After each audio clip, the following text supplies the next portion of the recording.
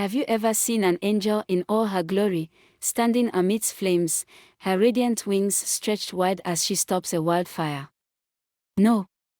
Then let me take you to the heart of Udall City, where a quiet girl named Amara revealed her true, divine form in front of the very students who had bullied and beaten her. She wasn't just the outcast they loved to torment, she was an angel sent by God to save them from a fiery disaster that threatened to consume their school. What would you do if the person you mistreated turned out to be your savior? This story will take you on a journey of awe, redemption, and the power of kindness. Stay tuned to find out what happened next, and don't forget to subscribe to Savannah Storytime for more captivating tales.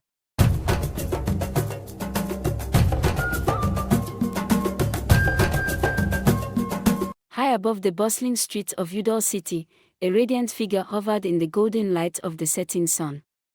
Her wings, vast and shimmering like liquid silver, glowed with a divine brilliance, casting soft beams of light onto the buildings below. Amara, clothed in a flowing white gown that seemed woven from starlight itself, gazed down at the city with a serene yet purposeful expression. From her vantage point, she could see the lives unfolding below, the joy, the struggles, the kindness, and the cruelty. Her heart ached, not with sorrow, but with love, a boundless compassion for the people she had been sent to guide. "It is time," she whispered, her voice like a soft melody carried on the wind. Amara's mission was clear: she was to walk among them, unnoticed and uncelebrated, to endure their scorn and teach them the power of kindness and love. She would live as one of them, face their cruelty, and still shine as a beacon of hope. With a final glance at the heavens, Amara folded her wings, their radiant glow dimming as she descended toward the earth. By the time her feet touched the ground, her celestial form had transformed. She now appeared as an ordinary girl, dressed in a worn school uniform, her beauty hidden behind a humble demeanor. The bustling streets of Udall City were alive with the sounds of honking cars, chatter, and the occasional street vendor shouting out their wares. Nestled in the heart of the city was Starlight Academy, a prestigious high school known for its top-notch facilities and elite student body. It was here that Amara first stepped into the world of teenage drama, envy, and unkindness. Amara's beauty was breathtaking, her flawless skin, striking features, and radiant eyes made her the subject of admiration. But what should have been a blessing quickly became a curse. The students of Starlight Academy, especially the girls, couldn't stand her. Jealous whispers turned into rumors, and rumors turned into actions. Within a week, she had become the school's outcast. Cynthia, the queen of the school's social hierarchy, led the campaign against Amara. "Who does she think she is?" Cynthia often sneered in the cafeteria, making sure her words were loud enough for Amara to hear. Her clique of friends, Grace, joined in, mocking Amara's quiet demeanor and second-hand uniform. Cynthia's influence ensured that no one dared to befriend her, fearing they might be next on her list. Amara, however, remained silent. No matter how cruel the words or how harsh the pranks, she carried herself with a grace that only seemed to fuel the bullies' anger. The more she ignored them, the more relentless they became. One afternoon, Amara walked into the cafeteria, tray in hand. The room fell silent as Cynthia smirked and whispered to her friends. Before Amara could sit, Grace accidentally bumped into her, sending her food crashing to the floor.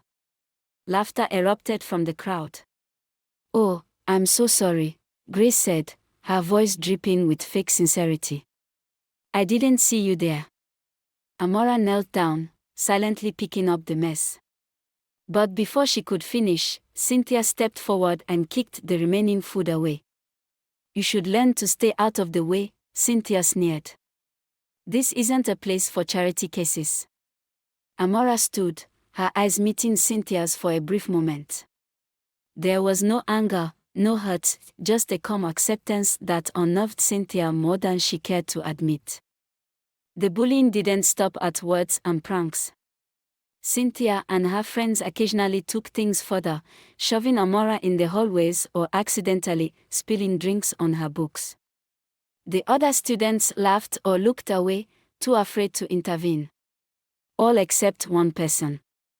Ada, a quiet girl who often sat alone in the back of the class, couldn't stand the cruelty. While she wasn't brave enough to openly defy Cynthia, she found small ways to show kindness. She would slip extra snacks into Amara's locker or leave notes of encouragement on her desk. One day, as Amara sat alone under a tree during lunch, Ada approached her with a sandwich. "You can't keep skipping meals," Ada said softly, holding out the food. "You'll make yourself sick." Amara looked up, her serene smile warming Ada's heart. "Thank you," she said, her voice as gentle as a breeze. "You don't have to do this, you know." "I want to," Ada replied firmly.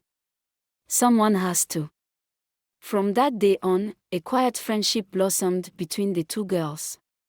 Ada became Amara's only ally, a beacon of kindness in a sea of hostility. She didn't care about the whispers or the occasional glares from Cynthia's clique. To Ada, Amara was more than just the girl everyone hated, she was someone worth standing up for. As the weeks turned into months, the bullying grew more intense. Cynthia, frustrated by Amara's unshakable composure, decided to escalate her torment. One morning, as Amara walked into class, she found her desk covered in graffiti. Words like "loser" and "fake" were scrawled in red marker, and her books were scattered on the floor. The class erupted in laughter, but Ada stood up, her face flushed with anger. "This isn't funny," she shouted, glaring at Cynthia. "Oh, look," Cynthia said, smirking. "The charity case as a bodyguard." Ada ignored her, bending down to help Amara gather her things. "You don't have to do this," Amara whispered, her eyes glistening. "Yes, I do," Ada replied, her voice firm. "You don't deserve this."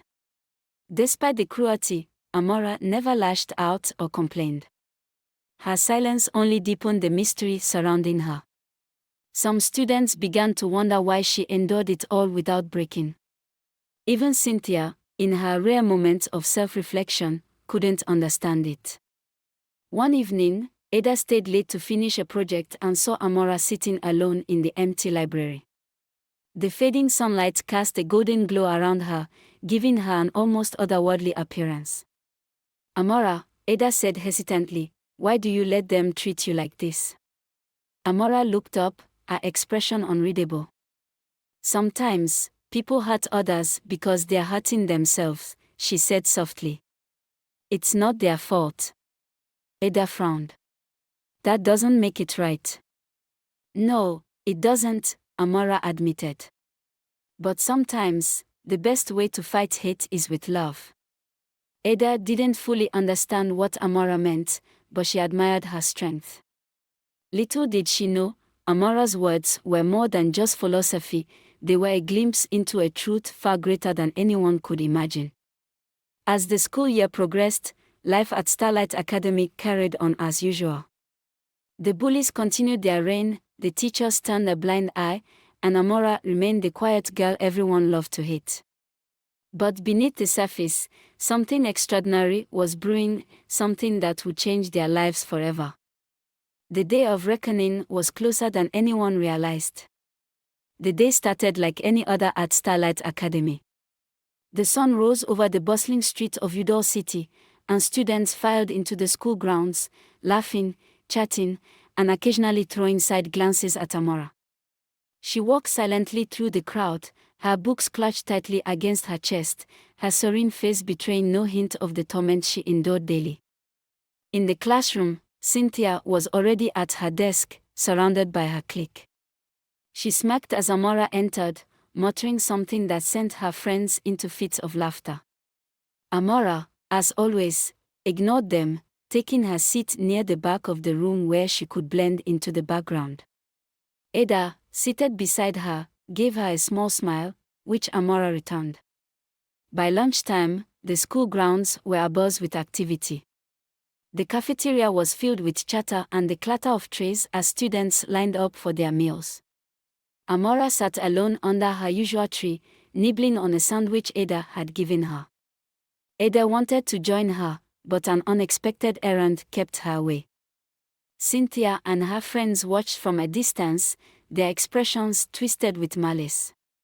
"She just sits there like she owns the place," Cynthia muttered. "It's so annoying." "We should teach her a lesson," Grace suggested, her voice dripping with venom. The group nodded in agreement, already planning their next prank. They had no idea that their world was about to be turned upside down.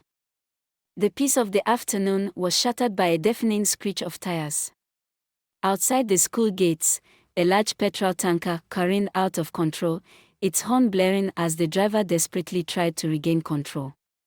Students and teachers rushed to the windows, their faces pale with horror as they watched the massive vehicle swerve wildly before crashing into the school fence. The impact was explosive.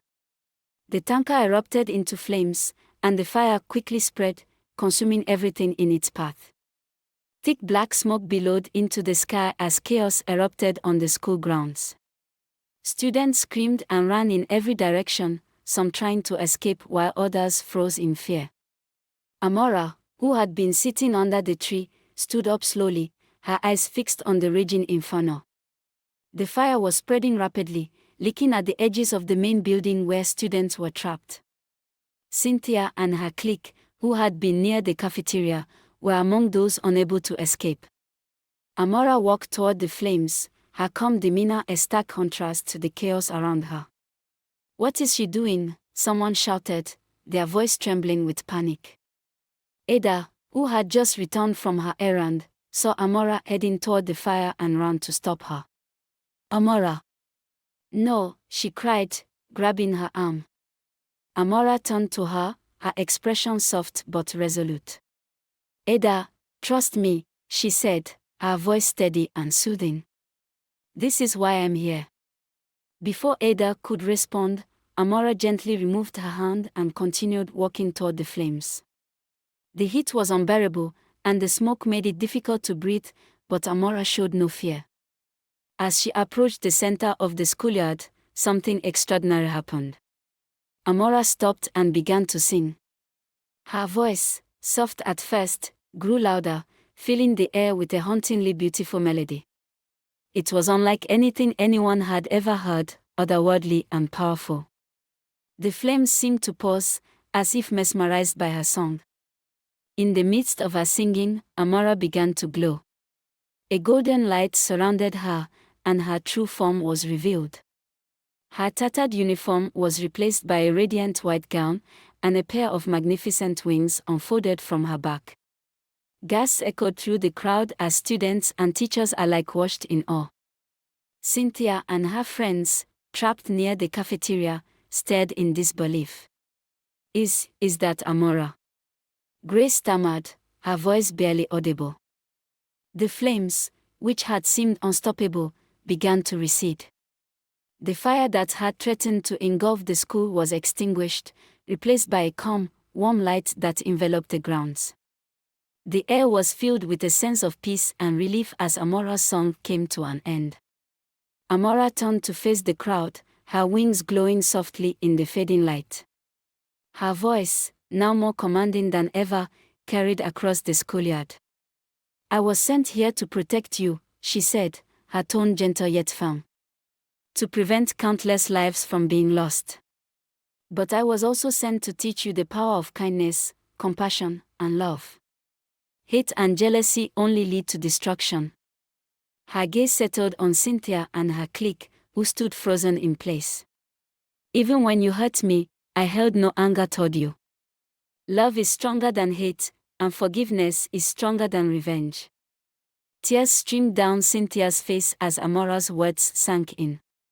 For the first time, she felt the weight of her actions, the cruelty she had inflicted on someone who had only shown grace in return. As Amara finished speaking, she smiled softly at Ada, who stood rooted to the spot, her eyes wide with awe. "Thank you," Amara said, her voice filled with warmth. for being the light in my darkest moments." With that, Amara spread her wings and ascended into the sky, disappearing into the golden light. The crowd watched in stunned silence, their hearts heavy with a mixture of awe, guilt, and gratitude. In the days that followed, the students of Starlight Academy were forever changed. Cynthia and her clique, once the school's most feared bullies, became advocates for kindness and inclusion. The entire school began to embody the values Amara had taught them, transforming it into a place of compassion and respect. But for Ada, the experience was more personal. She couldn't forget the way Amara had looked at her, the gratitude in her voice. And deep down, she knew their story wasn't over yet. Little did she know, the best was yet to come. The days following the fire were surreal. Starlight Academy had transformed overnight. The same students who once laughed at Amara's torment now walked with a renewed sense of purpose. The echoes of her celestial song lingered in their minds, a haunting reminder of the grace and love she embodied. But for Cynthia and her clique, the change ran deeper. They were haunted by guilt. One afternoon, as the students helped repair the school, Cynthia and her friends found themselves assigned to clean the damaged classrooms. In the corner of one charred room, they stumbled upon a small, weathered notebook partially hidden under debris. Cynthia picked it up carefully, her hands trembling. The front cover was simple, with the name Amara written in delicate handwriting. They opened the diary hesitantly, and what they read left them speechless. Amara had written about her experiences at Starlight Academy, the cruelty she endured, the kindness of Ada, and her mission on Earth. "Some days, the pain is heavy," one entry read. "But I must endure, for my purpose here is greater than my suffering. If even one heart can learn to love, my mission will not be in vain." Another entry brought tears to their eyes. "I thank God for Ada. Her kindness is a beacon in the darkness. She reminds me of humanity's potential for good." The final entry, written the day of the fire, was the most poignant. "I feel it coming. The reason I was sent here. I am ready to fulfill my purpose. May my actions plant seeds of compassion in their hearts." Cynthia closed the diary, her hands trembling. "We were so wrong," she whispered, her voice cracking with emotion. "She never hated us, even after everything." The group decided to share the diary with the rest of the school, and its contents became a catalyst for change. Amara's words inspired students and teachers alike to create an annual Day of Kindness in her honor, a day dedicated to acts of love and service. For Cynthia, Grace, and the others, the diary became a personal reminder of the impact their actions could have on others. They vowed to live differently, treating others with the compassion Amara had shown them. While the school mourned Amara's departure, Ada felt a quiet joy. She missed her friend but found comfort in knowing she had been part of something greater.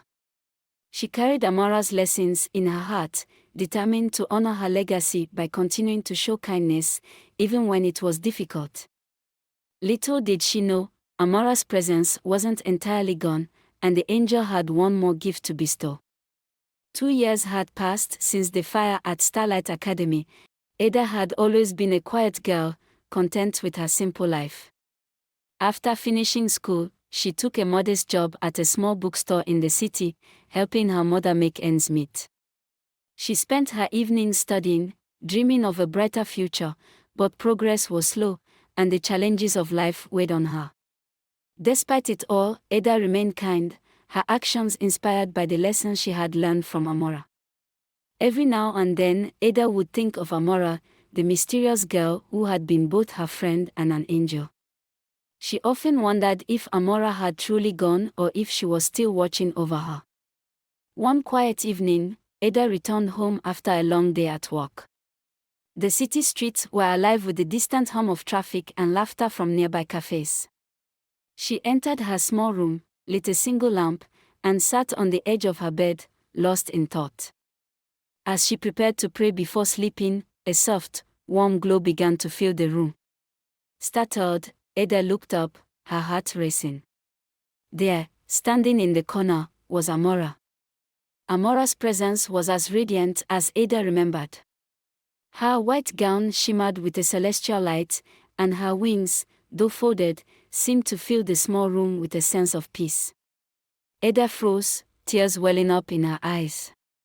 "Amara," she whispered, her voice trembling. Amara smiled warmly. "It's me, Ada," she said, her voice as gentle as a lullaby. "I came to thank you." Ada rose to her feet, unable to hold back her tears. "Why are you here?" I thought you were gone." "I never left," Amara said softly. "I've always been watching over you. Your kindness, even when the world was unkind to you, has not gone unnoticed." Ada shook her head, her emotions overwhelming her. "I didn't do anything special. I just wanted to be a friend." "And that," Amara said, stepping closer, "is what makes you extraordinary. You were a light in my darkest moments, a beacon of hope when I needed it most. I came to give you a gift." Amara extended her hand, and a soft, golden light flowed from her palm, surrounding Ada. The warmth of the light filled her with an indescribable sense of joy and peace. "In 2 years," Amara said, her voice filled with certainty, "you will be the richest person in this city. Not just in wealth, but in influence and generosity. You will use your blessings to uplift others, just as you have always done." Ada stared at her, speechless. "But how?"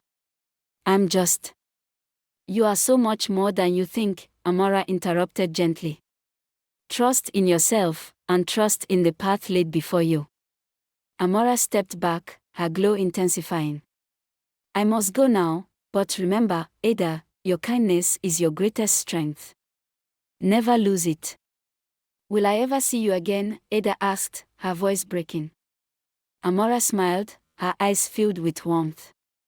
"I'll always be with you, in the heart of those you touch." With that, Amara vanished in a burst of golden light, leaving Ada standing alone in her room. The glow faded, but the warmth remained, filling the space with a sense of peace. True to Amara's words, Ada's life began to change in remarkable ways.